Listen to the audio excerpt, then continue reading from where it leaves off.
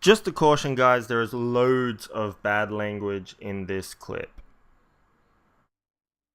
What's up, guys? I am Tickets, you are the spectators. This is a blue snowball. This is my face. This is Storytime with Tickets, and I am de-virginizing my microphone for the very first time on this clip. That's right, I'm gonna penetrate my microphone with some sound, and it's no longer going to be a virgin.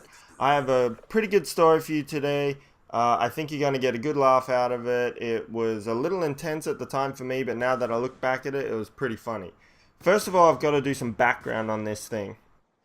So I'm 15 years old. I've just got my license. I got my license at 15 because where I lived, it was the only way I could get to school. I had to go to court to get it and do all these defensive driving courses and offensive driving courses. It was all stuff I'd already done because I used to do rally driving when I was younger.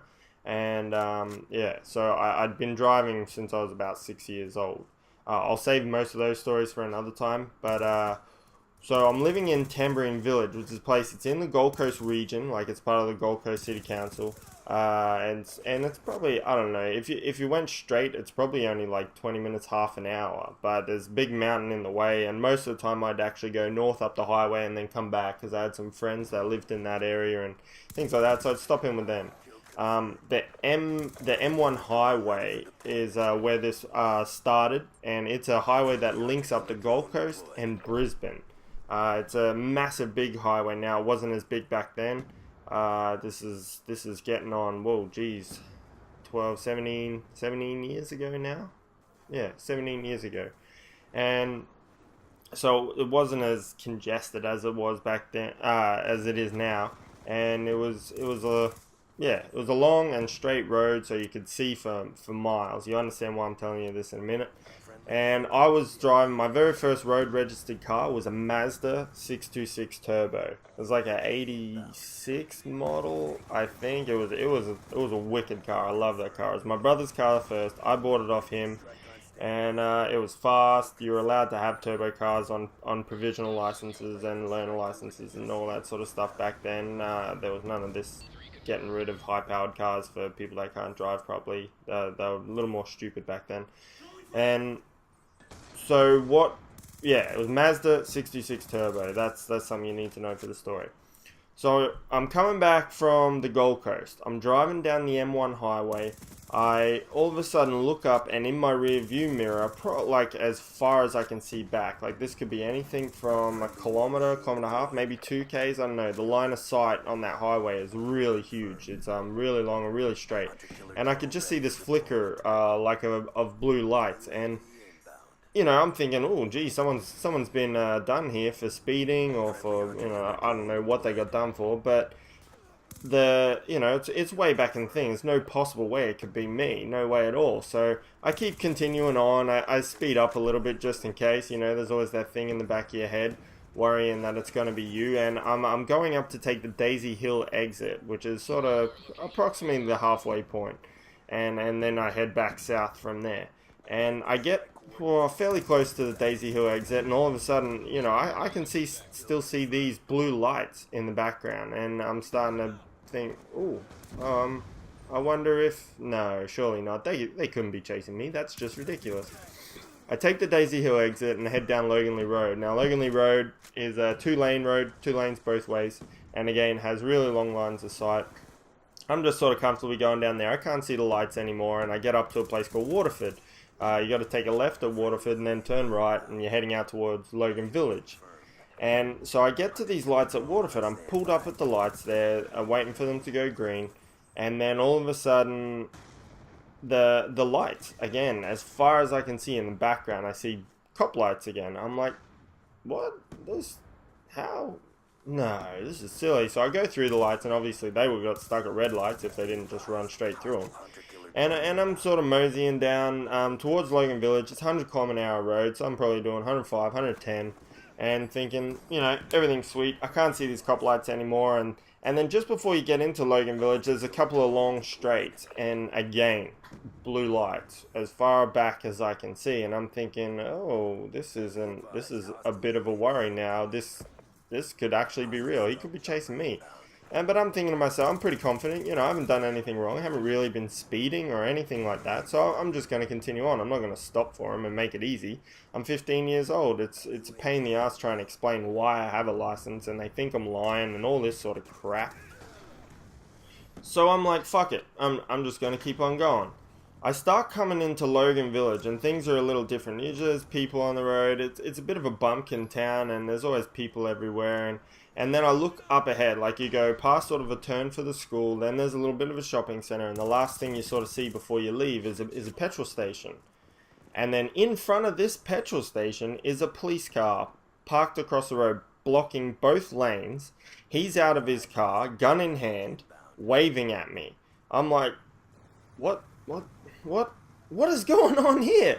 I start to freak out a little bit. He comes running up to my car because I'm slowing down. I'm probably about 10-15 meters away from him. He's pointing at me into the service station. So I'm like, okay, so maybe something big's coming and maybe something bad's happening. And he's got his gun in his hand. Shit, I'm going to listen to what he's saying. He waves me into the service station. I pull up into the service station, go to take my seatbelt off. All of a sudden, he is at my window, gun in hand, gun drawn, screaming at me, "Get out of the car! Get out of the car!" I'm like, holy shit!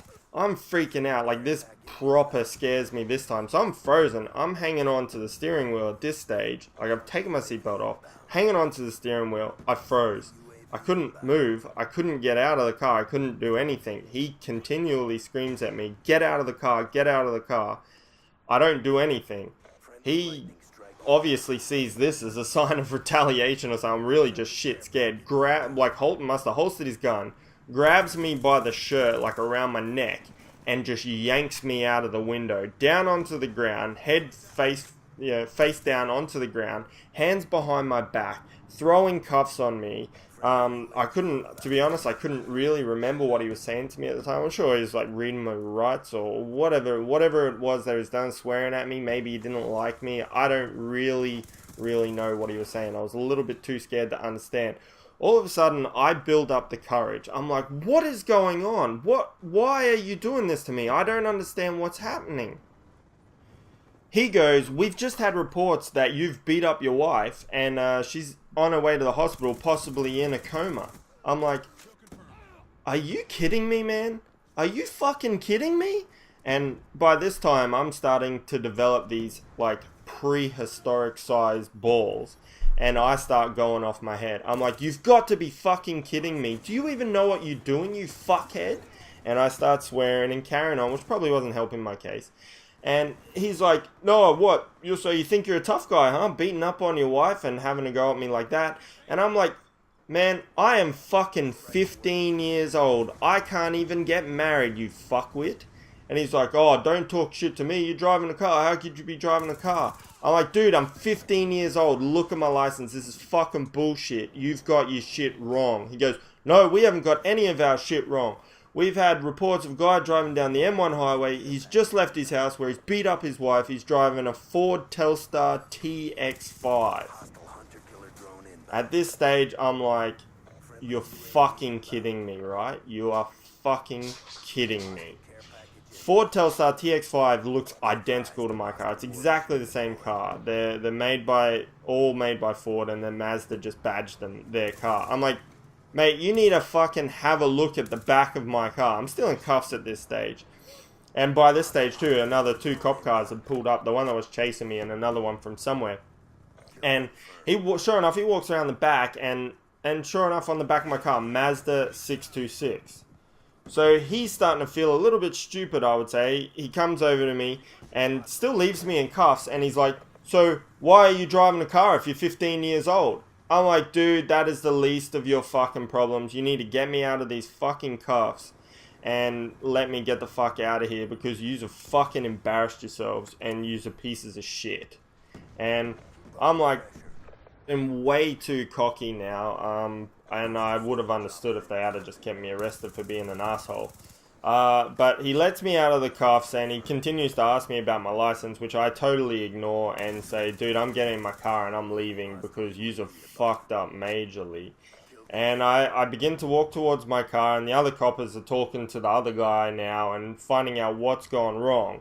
And And I don't get any apology or anything like that. And, you know, I was pretty pissed off about that. I didn't get an apology from them. They pretty much wrecked my day, made me literally shit my pants. I was pretty sure I had to go home and change my undies. And yeah, that's the police force for you, I guess. As reliable as ever, just like you would expect your police force to be, mistaking what ended up being a 23, 24-year-old guy for a 15-year-old kid.